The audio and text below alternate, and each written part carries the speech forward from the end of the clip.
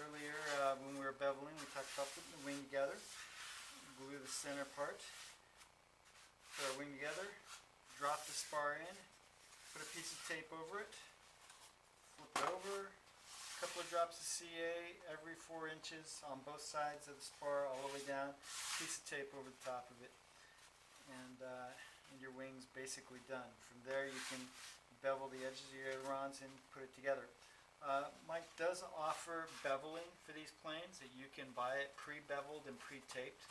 If you go to dwfoamies.com, you can order the beveling for the wings now. This is a new thing that he started doing about a week ago, and it's a good deal. If you've never done this and it's your first time or the first couple times you've had a hard time with it, he'll bevel it for you, tape it, put it all together, and ship it out to you. So when you get it, you'll get it into beveled pieces like this. You'll have a separate fuse. This won't be glued together. This will be off. So now we have our fuse. Our turtle decks are glued together to our canopy. We have our wing. And we have the base of the fuse. I've glued the tail to here, just like I did on the turtle deck. And we're ready to move on to the next part. So, next thing I'm going to do is put on the piece that goes on the tail. These tails, even though it's 9mm foam, when you start pushing really hard 3D through them, one side can flex from the other, and this is a common breaking point for these. One thin piece of plastic that Mike includes in the kit, set down inside here and glued in place, will prevent that from happening. I'm going to run the edge, a piece of sandpaper real quick.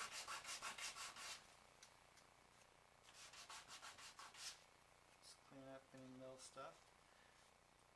And then all you do is line up the edges on the inside corners and then CA it down. You don't have to use a huge amount of CA. I'll just line around the circles a little bit here because I want it to kind of squeeze around the circles. That will give you the best bond for it. Line it up. Make sure that you're not sticking out past the foam so that you can still get your full throw there. And then one quick hot shot to it, and you're done. Now, next I'm going to talk about glues a little bit. Our next step at this point, now that we have all 3 of our pieces completed, we have all 3 pieces, and then we have the firewall for the plane. So our next step is to glue this together and put it together. There are a varying amount of ways that you can put this together. You can use Gorilla Glue, you can use Loctite, stick and seal, non-toxic water-based adhesive, it's like an acrylic, foam safe CA, and accelerator. Mike sells these, or you can, Bob Smith Industries does a good gold label foam safe CA. A lot of the kits, most of the kits I believe now come with a PVA glue. The PVA glue has a little bit more elasticity to it. Works really well too. It gives you more working time, and that's always good when you're working with these because you want to make sure that you have time to get it square. Most of the time I'll use CA just because I'm in a hurry and I want to get the plane up in the air.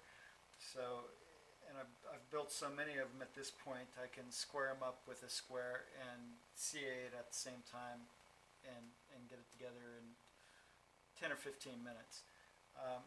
For this one, I'm going to use a new one that I've been testing on the Depron. It's a Loctite No Mess Stick and Seal. I will use little dots of CA to pin it together. The stick and seal is very similar to this. It takes a small amount of it. You rub it on the control surface. It has a little bit of elasticity to it.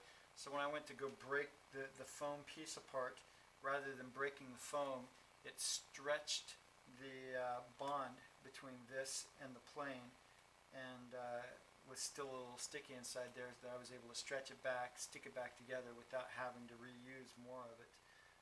So I kind of like the way it worked on Depron. I'm going to give it a shot on this plane and see how it does.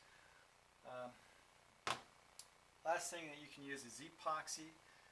I like how hard epoxy is, but when a joint is hard, and this includes CA, these two products right here, when they're used on foam planes, on Depron planes, impacts, the energy from an impact of the motor and the weight of everything within the plane will crack typically the joints of where these hard points are. So if you're using epoxy, the whole plane has become basically one big hard point.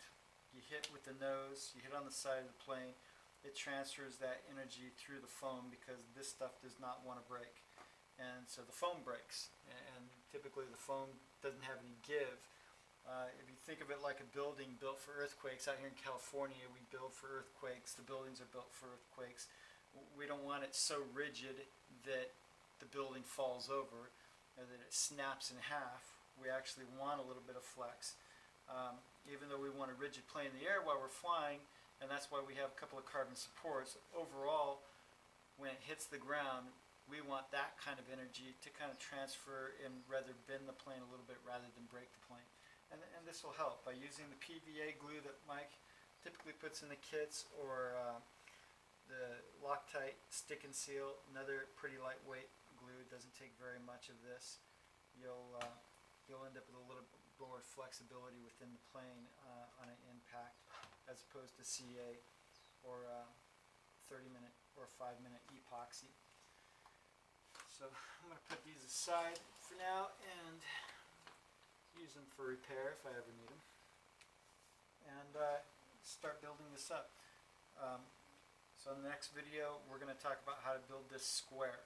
And it's very important that we put this thing together square when we're putting the fuse together, that we have a nice square body. We want these, the more square we make this, the straighter the plane's going to fly, the less wing coupling that we're going to have as far as pitch and roll. It'll really make a tremendous difference in how the plane flies.